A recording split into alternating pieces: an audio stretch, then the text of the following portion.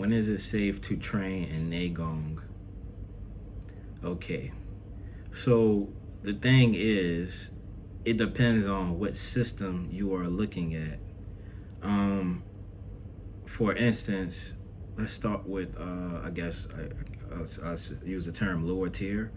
So let's start with lower tier systems that don't have this associated electrical manifestation that is generated by my system or some other rare internal systems.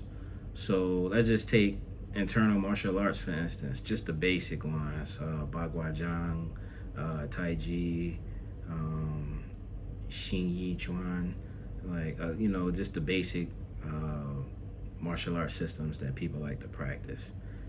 Some of these systems are considered Neigong, right? It's considered an internal system. So there are changes that are taking place in the body when you practice these systems, but it would still be considered like a lower tier system, in my opinion, because it's not generating this higher form of chi manifestation. Now, what it does do is it if practiced correctly, and you're doing you're practicing a system that is meant to or the original forms and stuff have been maintained, then that system can help to build the body or help the body to develop into something that becomes a more feasible house or home for that chi development. But it won't necessarily develop the chi, right? That's a separate practice in itself, just to be able to develop chi.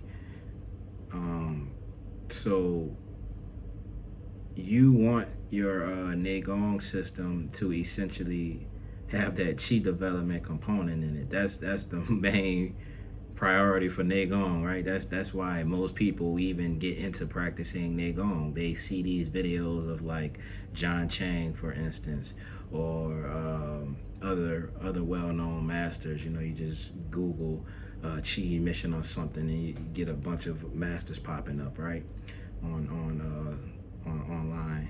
So essentially, you want that chi development component to be included.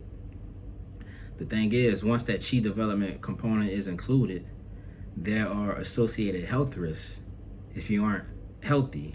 Even if you are healthy, something like incorrect practice could lead to certain health issues, even in a healthy individual. So you can imagine how it can affect an already unhealthy individual. You get where this is going?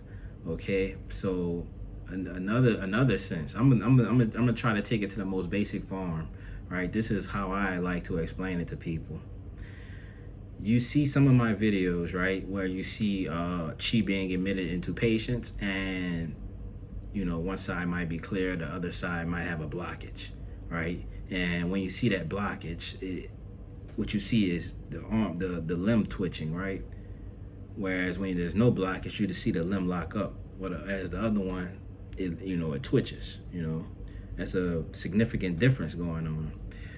How I like to explain this understanding to people, or this concept to people of not, of you not wanting to practice this type of stuff before your body can totally circulate the chi with no issues whatsoever, having a clear circulatory system.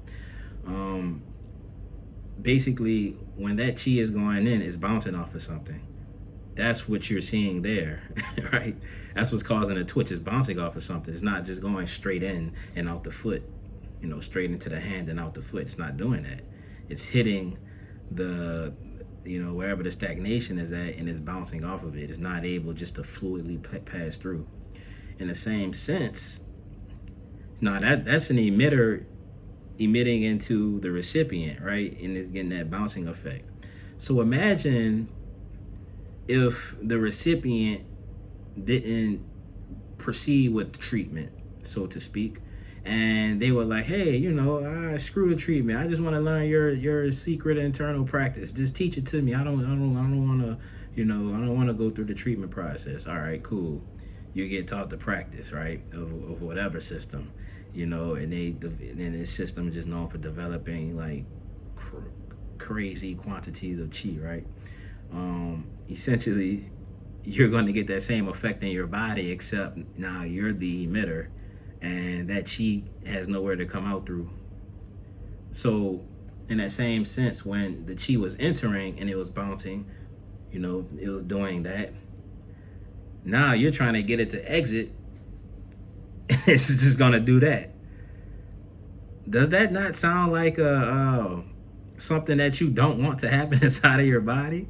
That's just one type of scenario. Many type of scenarios can occur in an unhealthy individual, but that's the one that just stands out to me the most. I've never had that explained to me, but that is my understanding of what in the world is going to happen inside of someone who doesn't have clear circulation in their body. I mean, it's just common sense with a lot of this stuff. You observe it, you see it, and it's just common sense. Like, well, if it couldn't pass in you, and it was bouncing like that, then how can it pass out of you without bouncing inside of you? And let's say it happened on this side, right? And you got a heart blockage. Does that not spell trouble to you? Right?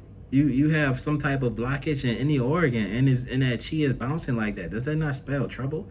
Now imagine you have this huge. Now, when you have a lower level of chi inside of your body, all right, it might not seem so bad at first, but once you start reaching levels well beyond that you knew were possible, because you've been cultivating your chi, and but you haven't been emitting it. You've just been cultivating it. Now it's time for your first emission, but you still have that same blockage you had from the get-go, right? And you try to emit that energy. What do you think is going to happen to you? I mean, just use your common sense and what you think will occur inside of your body into whatever associated organ that you didn't know had an issue.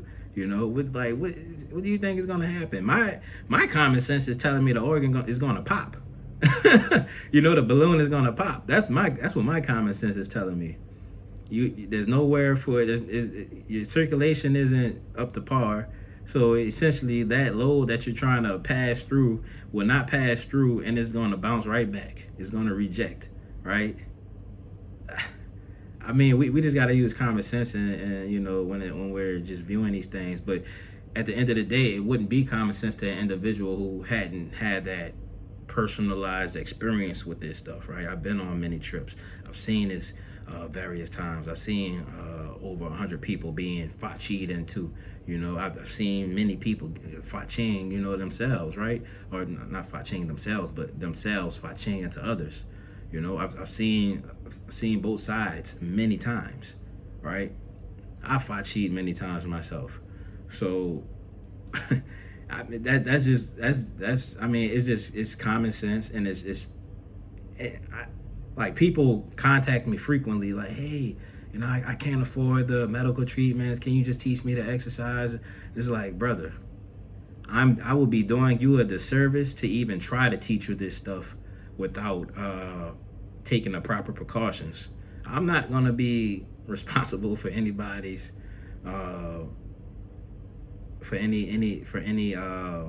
anything that happens to anyone because I knew it was preventable and I didn't take the appropriate route to avoid any issues from occurring to begin with, right?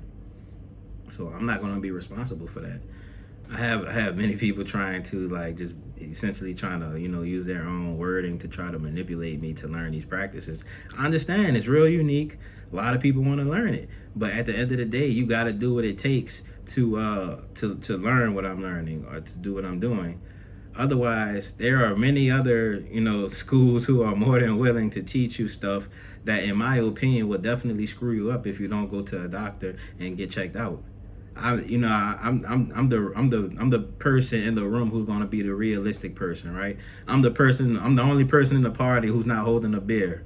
I'm trying to bring everybody down to earth, whereas you got everybody else, oh, let's pop these bottles, let's party, let's have fun, let's raise the roof, while I'm the boring person in the corner, like, no, let's tone it down, guys. We're gonna wake the neighbors up. We need to, I'm trying to be realistic about things, right? I'm trying to keep everything calm, safe, and sound, right? I want, like, at the end of the day, this is all about restoring health. We're not trying to destroy health.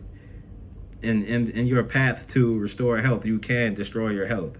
This is a strong possibility. There's even doctors who quite literally passed away during their treatments because they were just pushing themselves too hard. Not to say they had a blockage, but even somebody with good circulation can fall victim to this energy. This is a double-edged sword. So at the end of the day, you need to be in the best condition possible before you even try to start learning this stuff, because people who were in the best condition possible still fell victim to it. It just is what it is. It's a double-edged sword. You're playing with a vital force. This is vital energy that we're playing with. So you have to respect it. This force should be respected more than anything possible. Respect this with the utmost dignity. Seriously. So when I'm I know people think some people say, oh, he's scamming, he's trying to, he's charging all of that. I'm not charging anything. That's the prices of the doctors for their medicines. These medicines are expensive. Even I pay for this stuff, right? I've been paying. I've been on freaking 10 seminars now, 9 or 10 seminars. I pay every seminar. There's never been a seminar where I never paid money out of my pocket for these medicines. That's just the cost of the game. You got to be able to afford this stuff, and if you can't afford it, there's not much I can tell you. Little bit of background, and then I'm going to end this video, right? I came from working banquet events, right? I work banquet events, big banquet events. Banquets are always needed, right? So I'm always needed, essentially. I work a lot of overtime. Essentially, I was able to work so much overtime, I finally became able to afford this stuff. But before that, I had been watching this stuff for 10 years straight. I'm watching the videos. I'm just watching time pass by. I'm like, oh, they're saying treatments are going to cost $50,000-$60,000. I thought that was the base price for everybody.